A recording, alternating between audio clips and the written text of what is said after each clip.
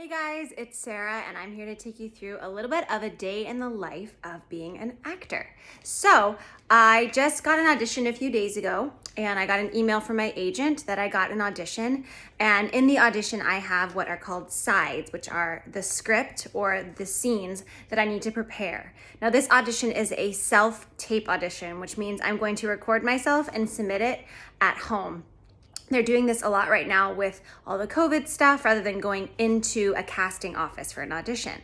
So I got my audition sides, and for the past few days, I've been reading the audition. I've been doing my acting work, prepping my character, looking up words I don't know, and memorizing it as best I can. Stay tuned for me putting myself on tape later.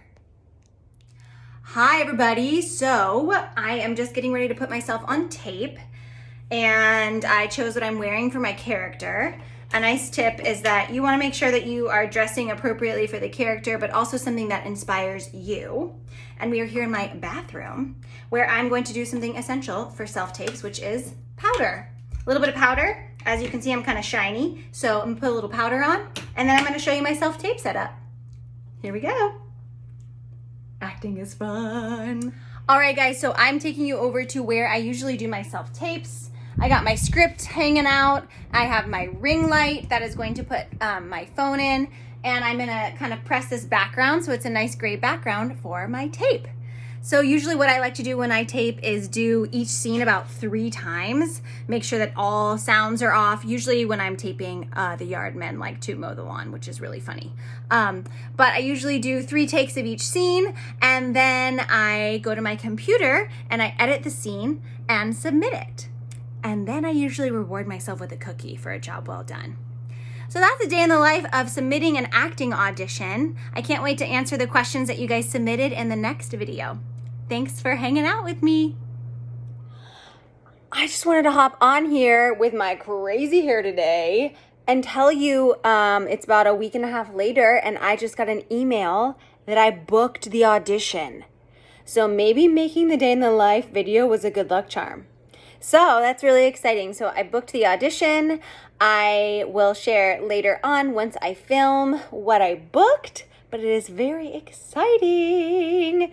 Thanks for being my good luck charm, you guys. You rock. Hi students, it's Miss Sarah. I am on here to answer a few questions that you submitted. Thank you so much for wanting to know more information. And the first question is, what is the process like to become an actress? So this one I could talk about for a long time. I'll try to be short and sweet. Basically, everyone's journey to become an actress or actor is different, and there's a bunch of different pathways you can take. It's like a lot of different roads. I would say for me, the most important thing that I like to educate young actors in is training, meaning schooling that grows you in your abilities and just equips you for so many different things. So there's lots of different programs. You can go to a grad school program, you can go to a conservatory program, you can go to different hubs that are acting schools. There's lots of different, I'm leaving out a lot of different details, but I would say that is the most important part in the process. Like that's the in-between of like, how do I do this?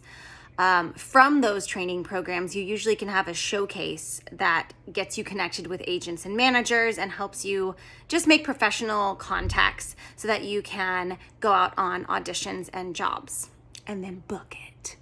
For me personally, I went to school and college and studied theater. I graduated, I worked with a theater company in Santa Barbara, and then I decided I wanted to move to LA, but I wanted to train. I knew for me, I would grow in my confidence if I grew in the knowledge of the craft. So I auditioned for grad schools. I ended up going to UC San Diego for a 4-year grad school program, and it absolutely changed my life. I mean, it was the best, one of the best seasons of my life. It was day in, day out, getting to have acting training, voice, speech, movement, dialects, acting technique, all different kinds of tech study, just so much acting as well as personal growth that happened. From there, I participated in a showcase. I got signed with representation, which is an agent or a manager. And then I ended up starting to go on auditions. So that's a little short and sweet of becoming an actor, or getting to the place where you are going out for jobs. And that's just my story. Like I said, there's a lot of different ways to navigate your journey. But I would say if you are looking into getting into acting, get involved with a teacher or an acting school that grows you in your craft. First thing to do, just start working hard. Second question, what is the most challenging part of your job? Really good question. I would say the rejection. It is just part of the job.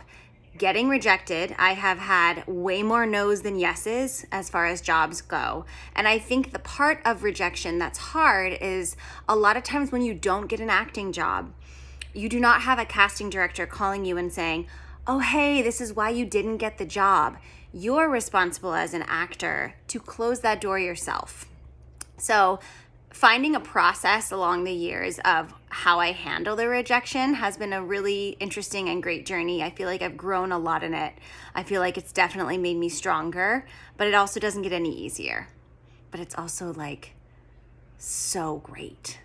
It's kind of like great and hard all at the same time, because it makes the victories that much sweeter. And then when you don't get things, you're also growing in a certain way. So it's all positive and good. Hope that helps. Last question, what kind of degree or experience do you need to be taken seriously as an actress and drama teacher? Okay, awesome. Those are kind of two different spheres. And like I kind of said in my first question, there's a few different pathways. Actually, there's many, which is a positive thing, to get yourself to be taken seriously, which means, you just are knowledgeable in what you do. For me, I got an MFA, which is a Master's in I can't talk, guys. Masters in Fine Arts, Masters of Fine Arts in Acting. I don't even know what MFA means, but I have one in acting. And that MFA has allowed me to get teaching jobs.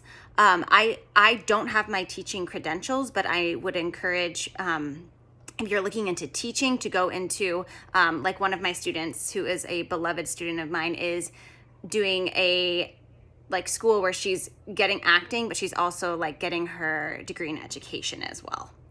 I didn't have the passion of teaching until a little bit later. So for me, I have my MFA, which allows me to participate in being a teacher as well as an actor.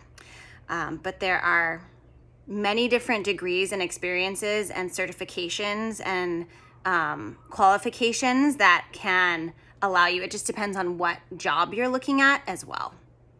I hope that helps.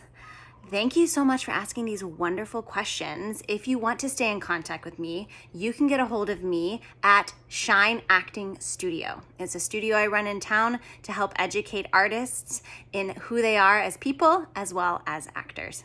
So I'll see you later. I need to brush my hair. Bye.